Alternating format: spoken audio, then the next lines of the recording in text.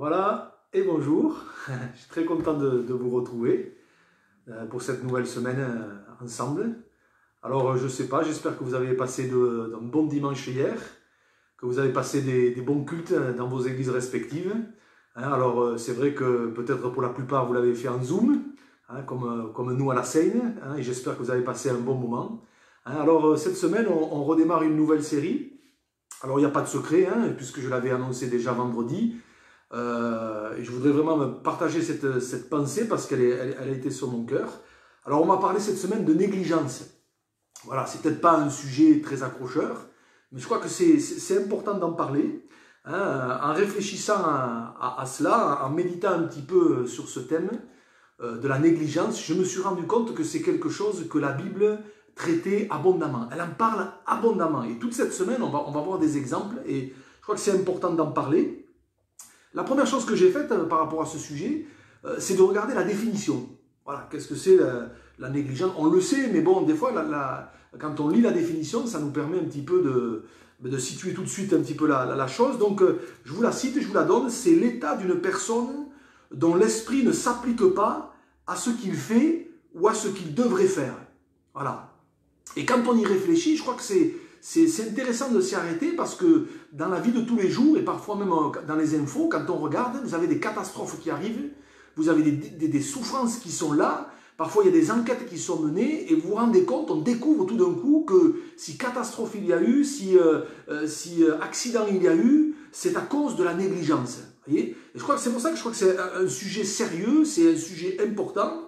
Et je l'ai dit, dans la Bible, vous avez des tas de références, en tout cas des tas de textes qui font mention de la négligence. Alors on va en voir quelques-uns. Et le premier texte par lequel je voudrais introduire cette pensée pour cette semaine, ce n'est pas un passage sur lequel on s'arrête souvent, peut-être même quasiment jamais, peut-être même que ces textes-là, on y passe très vite dessus. Et pourtant, vous allez voir, c'est très intéressant. C'est dans l'Ancien Testament, dans le livre de l'Exode, au chapitre 21. Alors je vous resitue le contexte. C'est le moment où Dieu donne toutes ses lois au peuple d'Israël. Bien sûr, il y a les 10 commandements, mais il n'y a pas eu que les 10 commandements. Quand vous regardez un petit peu, Dieu a donné à son peuple toutes sortes de lois diverses et variées, touchant tout un tas de domaines. Et dans l'Exode, on va le lire, je vais vous le lire, au chapitre 21, il est dit ceci, donc c'est Dieu qui s'adresse à Moïse et qui dit ceci, « Voici les lois que tu leur présenteras. » Ça, c'est le verset premier. Et puis Dieu va donner tout un tas de directives, de lois diverses. Et à partir du verset 28, c'est ça qui m'intéresse plus particulièrement, il est dit ceci, « Si un bœuf frappe de ses cornes un homme ou une femme, et que la mort en soit la suite, le bœuf sera lapidé, sa chair ne sera point mangée, et le maître du bœuf ne sera point puni. » Écoutez bien le verset 29, c'est très intéressant. « Mais si le bœuf était auparavant sujet à frapper, et qu'on en ait averti le maître qui ne l'a point surveillé, le bœuf sera lapidé dans le cas où il tuerait un homme ou une femme, et écoutez bien, et son maître sera puni de mort. » Amen. Voilà, alors, j'en conviens, ce n'est pas un texte sur lequel on a l'habitude franchement de s'arrêter, mais moi, il m'a interpellé, et je l'ai même souligné dans ma Bible, parce que quelque part, il y a comme un focus de Dieu là, qui est mis, comme pour nous montrer que combien la négligence, ça peut avoir des conséquences terribles et néfastes dans une vie. Vous avez remarqué, il y a cette histoire de bœuf, qui semblerait-il frapper de ses cornes. Alors, si Dieu le dit, c'est que c'est des choses qui devaient arriver dans la vie courante. J'allais dire, c'est pas ça le plus important. Le plus important, c'est ce qui est dit à partir du verset 29. Il semblerait que parfois il arrivait que des bœufs soient sujets à frapper. Et le problème, c'est que le maître avait été averti, mais il a fait preuve d'une négligence coupable. Et c'est vrai que quand on lit ce texte, ça semble dur, parce que à cause de ça, le bœuf est mis à mort, mais il est dit aussi, son maître sera puni de mort. Alors, avec notre mentalité d'aujourd'hui, en 2020, peut-être que ça nous choque, peut-être on se dit, oulala, mais qu'est-ce que c'est ces lois, qu'est-ce que c'est ce Dieu? Mais ce que Dieu veut nous faire comprendre au travers de ça, c'est que la négligence, c'est pas quelque chose à mettre de côté. Ça peut avoir des conséquences terribles dans notre vie. Et c'est vraiment ça que je voudrais qu'on comprenne cette semaine. Voyez, et dans la parole de Dieu, et on va voir des exemples concrets, des histoires de négligence, mais c'est pas ce qui manque. Et le but, et cette semaine, c'est ce que je voudrais qu'on fasse, c'est que vraiment ça puisse nous interpeller pour notre propre vie. parce que c'est dans notre nature que d'être négligent.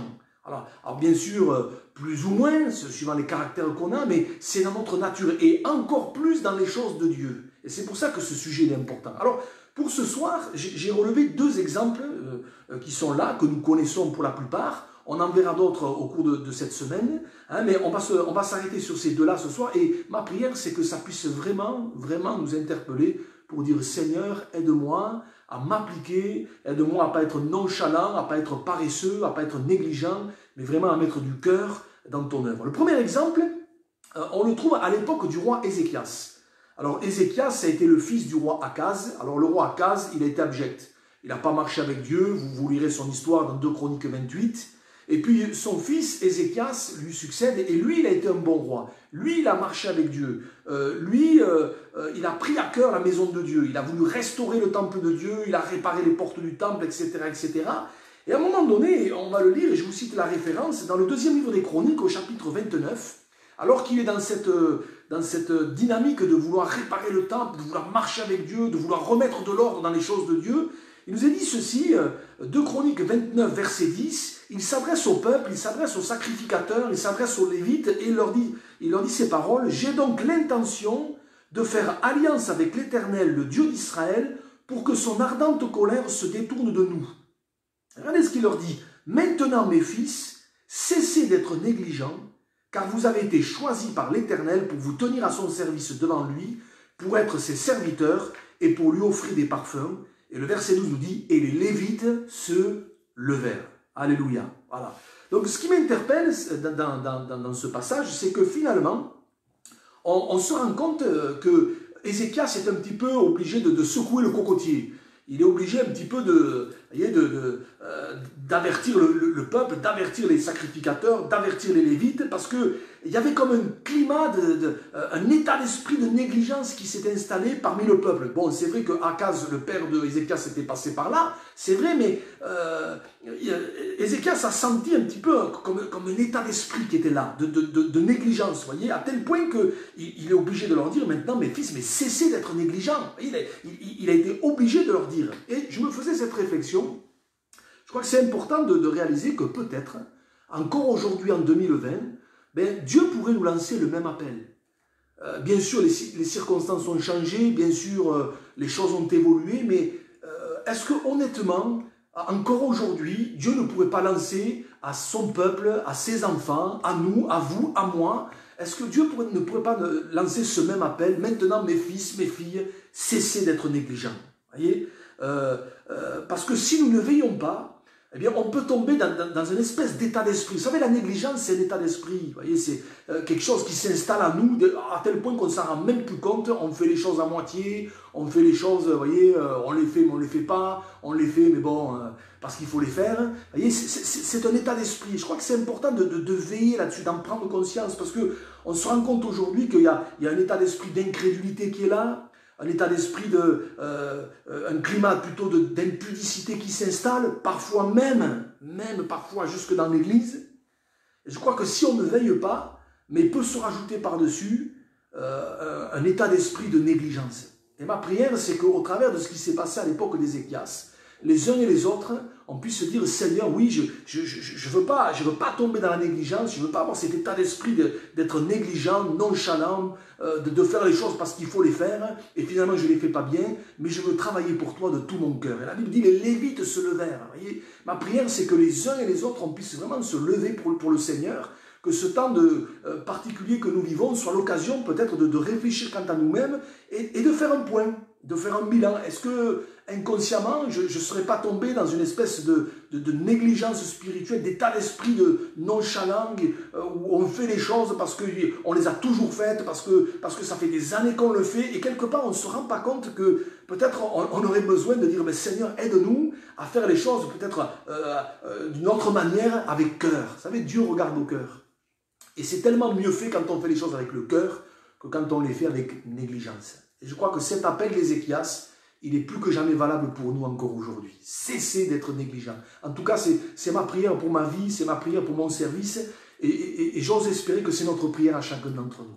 Un deuxième exemple, et auquel j'ai pensé, celui-là on le connaît un petit peu plus, on est dans le Nouveau Testament, cette fois, pour vous montrer que c'est un problème récurrent, hein, qu'on trouve autant dans l'Ancien que dans le Nouveau Testament.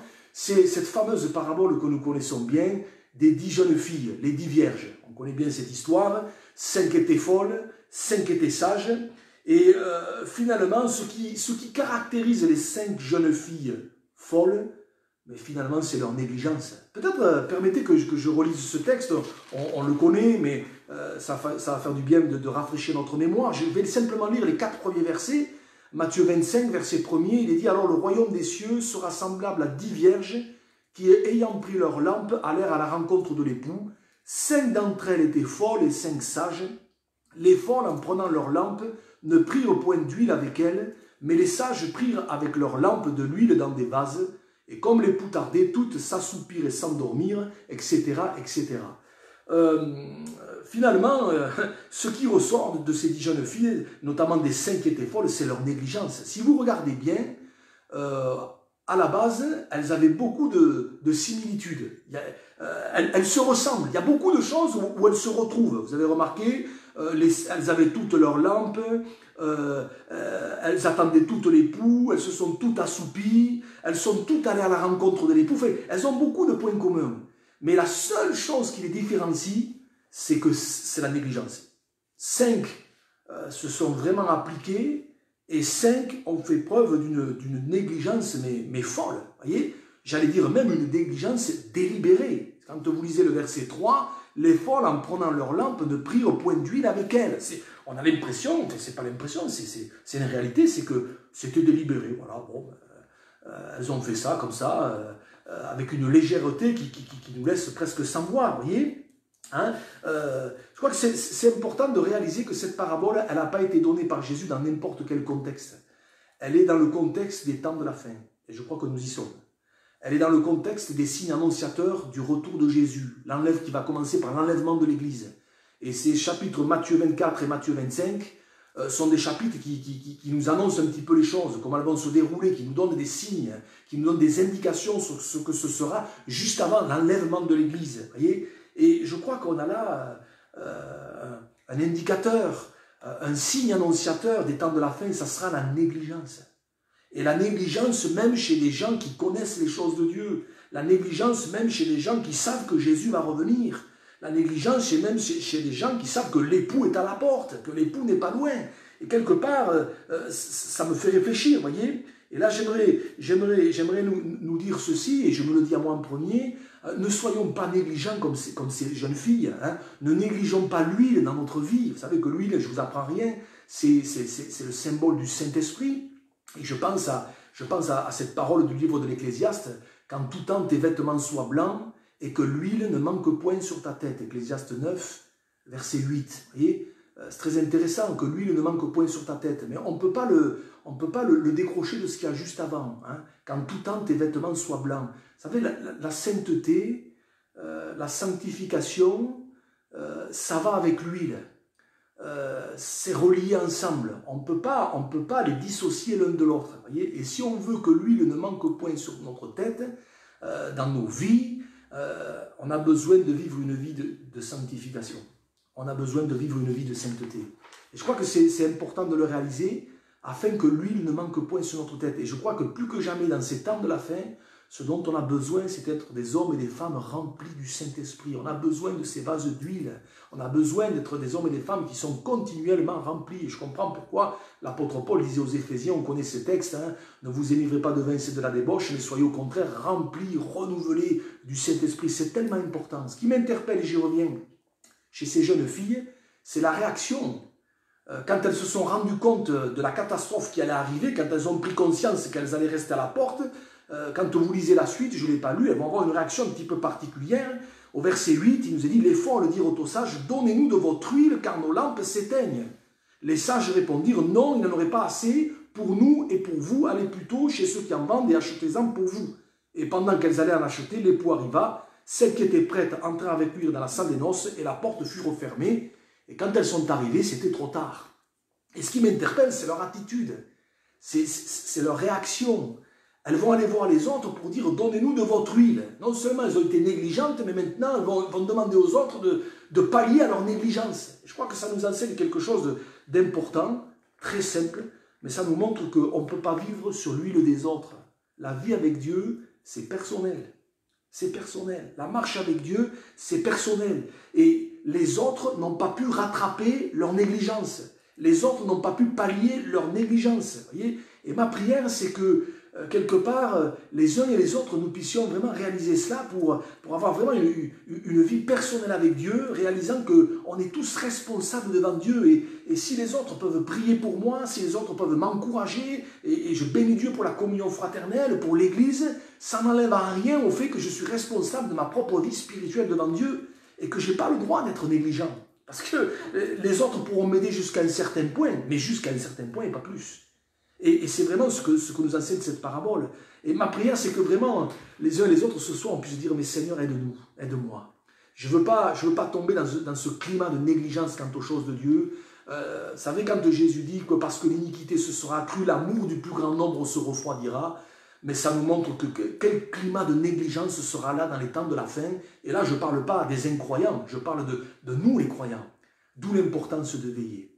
Et ma prière, c'est que ce simple thème qu'on aborde cette semaine, déjà ce soir, mercredi et vendredi, eh bien, puisse nous amener à vraiment dire, Seigneur, aide-moi vraiment à ne pas ressembler à ces vierges folles. Je termine peut-être en disant pour ce soir, peut-être m'adresser aussi aux amis. Je sais que peut-être cette vidéo sera vue peut-être par des amis. Peut-être vous n'êtes pas encore engagé avec le Seigneur. Peut-être vous n'avez pas encore fait ce pas. Peut-être, comme on le dit parfois, vous gravitez autour des choses de Dieu. Vous connaissez les choses de Dieu. Peut-être un enfant de chrétien qui va entendre cette vidéo. Ben, j'aimerais vous encourager à vous aussi à ne pas rester négligent quant aux choses de Dieu. Il y a ce verset, je vous le cite de mémoire, c'est Hébreux chapitre 2, verset 3, où il est dit « Comment échapperons-nous en négligeant un si grand salut ?» Et si vous n'avez pas encore fait la paix avec Dieu, mais je crois que c'est un temps propice vraiment pour dire ben, « Seigneur, je veux arrêter de graviter, de tournoyer autour de toi, de savoir les choses sans vraiment les faire. Mais alors, Seigneur, je veux mettre ma vie en règle. » Que ce soit peut-être l'occasion vraiment pour donner votre cœur au Seigneur et pour vous engager avec le Seigneur. Alors, ce soir, je vais m'arrêter là. On continuera mercredi avec quelques autres exemples. On verra des gens qui avaient toutes les bonnes raisons pour être négligents. Parce que souvent, le problème de la négligence, c'est que souvent, on se trouve des prétextes, on se trouve des excuses. On verra mercredi que plusieurs cas où des gens auraient eu les bonnes raisons, auraient eu tous les arguments pour justifier leur négligence et ça n'a pas été le cas. Et ma prière, c'est que ça puisse nous encourager les uns les autres. Alléluia.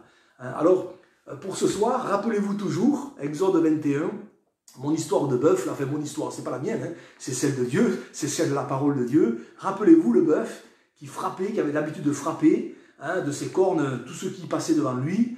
Et puis rappelez-vous aussi que si le maître savait et qu'il n'a rien fait, qu'il a été négligent, eh bien, il a subi les conséquences de sa négligence. Alors que Dieu nous aide les uns les autres. Et là où nous en sommes dans notre vie avec Dieu, là où nous sommes arrivés, au point où nous sommes ce soir, eh bien que nous puissions vraiment nous mettre devant Dieu et que vraiment on puisse peut-être faire un point et dire Seigneur, où est-ce que j'en suis? Est-ce que par rapport à mes débuts avec toi, est-ce que j'y mets le même cœur? Est-ce que j'y mets la même application? Ou est-ce que quelque part il n'y aurait pas quelques foyers de négligence qui auraient fait une apparition ou irruption par-ci par-là? Alors que Dieu nous aide à faire un bilan sérieux devant Dieu. Alléluia. Je vais prier et je pensais à ce chant. Peut-être on pourrait le chanter en terminant. Je l'aime beaucoup. C'est David qui va dire ceci dans le psaume 139. « Sonde-moi, ô Dieu, et connais mon cœur. » Et je voudrais peut-être qu'en terminant, on puisse chanter ce chant et vraiment faire cette prière. « Sonde-moi, ô Dieu, et connais mon cœur. Regarde si je suis loin de toi. Regarde si je suis sur une mauvaise voie. Et conduis-moi dans toutes tes voies pour l'éternité. » Ce n'est pas qu'un chant, c'est une prière. Et je crois que par rapport à ce sujet de la négligence, eh bien ma prière, que vraiment les uns les autres, on puisse dire, Seigneur, sonde-moi. Sonde-moi, Seigneur. Et s'il y a des foyers de négligence ici ou là, Seigneur, montre-moi-le pour que je puisse rectifier les choses et vivre une vie qui soit digne de toi. Jésus n'a pas été négligent, il a été jusqu'au bout avec nous, jusque dans les moindres détails. Jusque dans les moindres détails. On parlera vendredi de Jésus qui a été confronté à la négligence, mais lui a été jusqu'au bout. Alléluia. On prend ce chant vraiment comme une prière. Je vais le chanter et puis peut-être là devant votre écran, peut-être chantez-le, faites monter cette prière devant Dieu. Sonde-moi, ô Dieu, et connais mon cœur.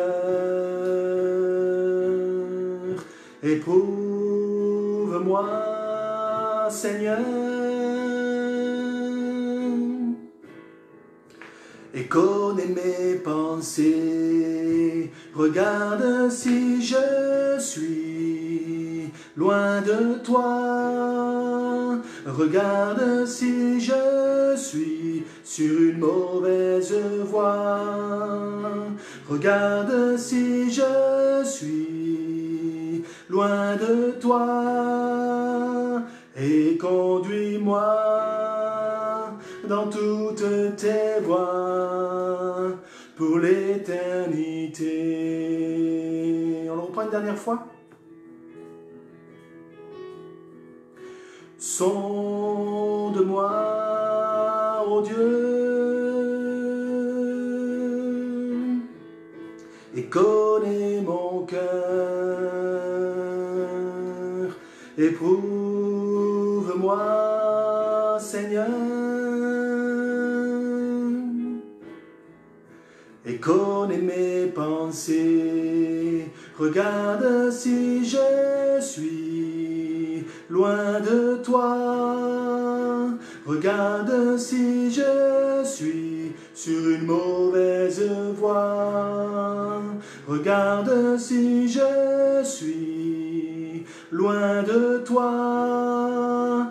Et conduis-moi dans toutes tes voies pour l'éternité.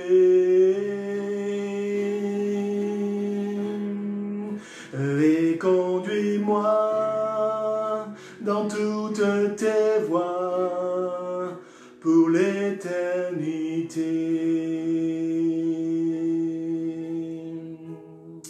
Oui, Seigneur, c'est ma prière, c'est notre prière, Seigneur, que vraiment tu puisses encore dans cette semaine, dans cette soirée, sonder nos cœurs.